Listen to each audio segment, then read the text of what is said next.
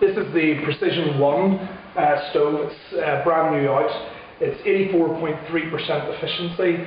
It's a cast iron lid, cast iron door and steel body. Now the unique thing about this stove is that we have an advanced combustion system. Similar to a lot of stoves, we have primary air coming from the front. We have a preheated secondary air which comes from an opening in the bottom of the stove, which is controlled by this lever. Air then comes up, preheats along the inside of the body and then comes out over the glass as warm preheated air. But the good thing about this stove is that the remainder of that air goes to the rear of the chamber and comes up through a cast iron plate. We believe we're the first to use a cast iron plate. Now, the difference between steel and cast iron, steel heats up quicker, but it loses its heat at a faster rate.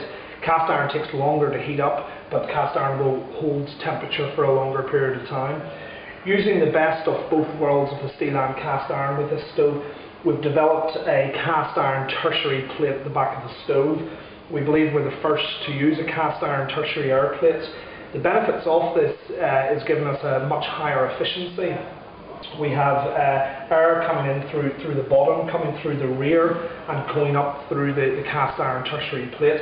With a higher temperature, whenever the stove's starting to cool down, because it's cast iron, it means that we're getting a much higher efficiency rate. The stove is one of the cleanest burning stoves in the market. The glass stays beautifully clear. But what I'm going to do is just show you how easy it is to light. With a single match,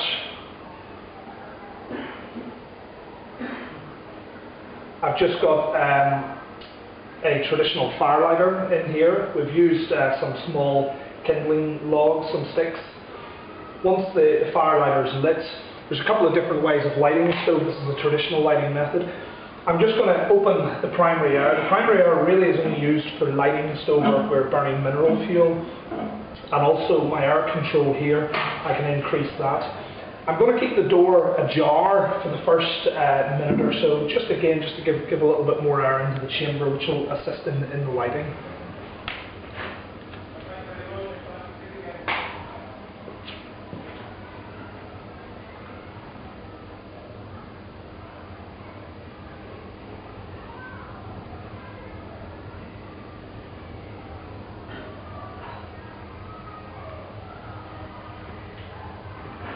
So we can see that the flames are actually drawn to the opening in the door here because the air is coming through. What I'm going to do is just close this.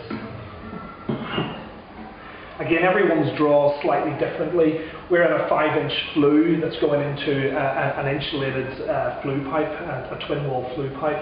So we have quite a good draw here, but also it's an efficient system because we're not installing it into an incorrect diameter.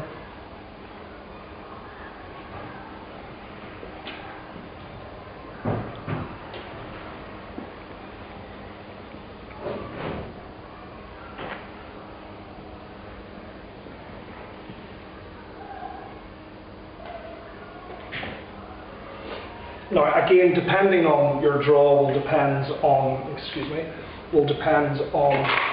the length of time that you want to keep your primary air control open. The secondary and tertiary air control over to the right is fully open, over to the left is fully closed.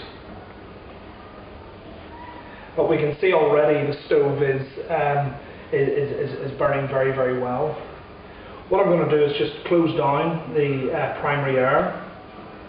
Again, by closing this down, we will lower the flame rate slightly, because we're reducing the amount of air that comes into the chamber.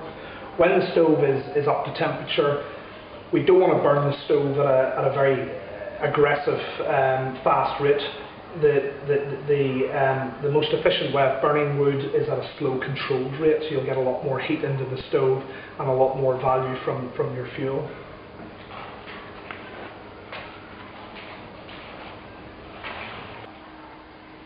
It's 10 minutes into the burn from the pre-fire. We're still using the pre-fire fuel.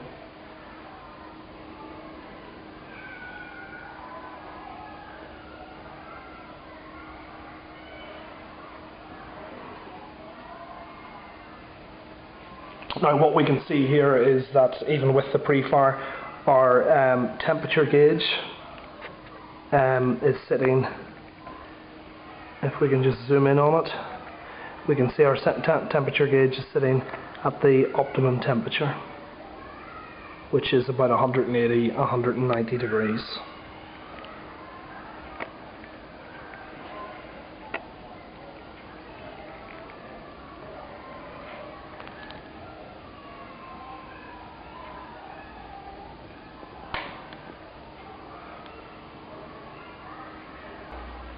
Okay, the pre-fire has now been lit for just marginally over 15 minutes, so we're now ready to do our first refuel. We can see the temperature inside the box. The bricks have started to clean themselves. Glass is still maintained very, very clean. We're burning it with the primary closed, as we saw 10 minutes ago when we closed it, and the secondary and tertiary still up full, just to try and keep the pre-fire as hot as possible.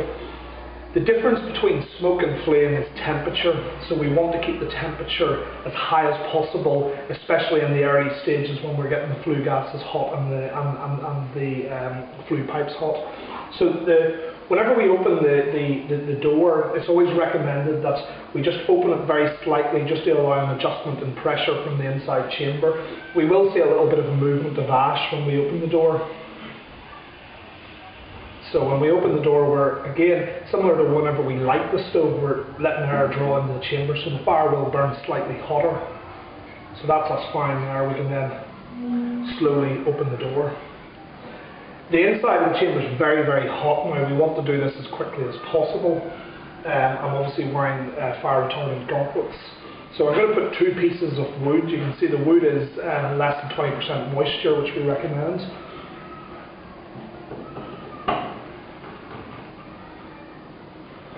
And the other piece I'm just going to set to the back.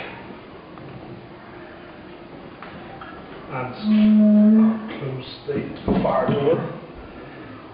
I'm going to keep the air on full for the next 10–15 minutes. At that stage, once the second or the first refueling wood starts to settle, I can then slowly start to reduce air to the chamber for a much more efficient burn.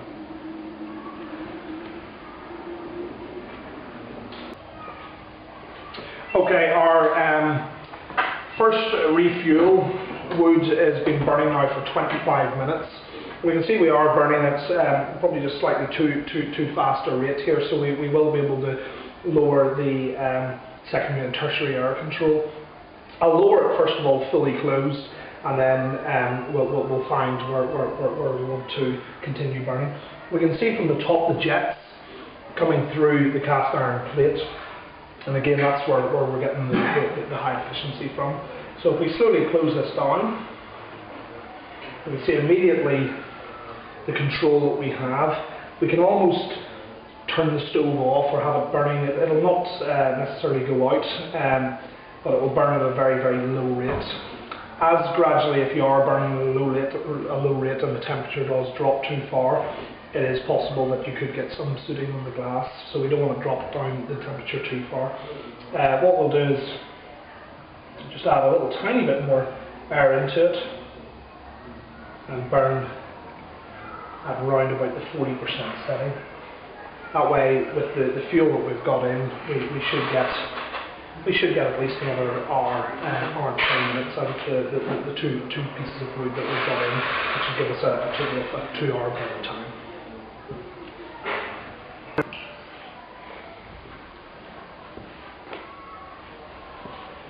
Okay, the stove is now being burning for 1 hour. We've got it burning at a very, very low rate here, so we can see it's just enough air coming through to keep it alive, but we're burning at a very, very slow rate of burn. What I'm going to do is just increase the air coming through, so just so you can see the controllability of it.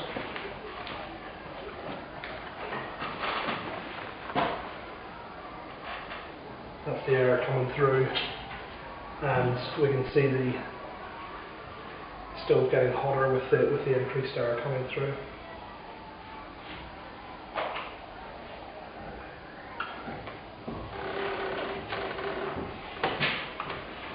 The Precision 1 by Horseflame.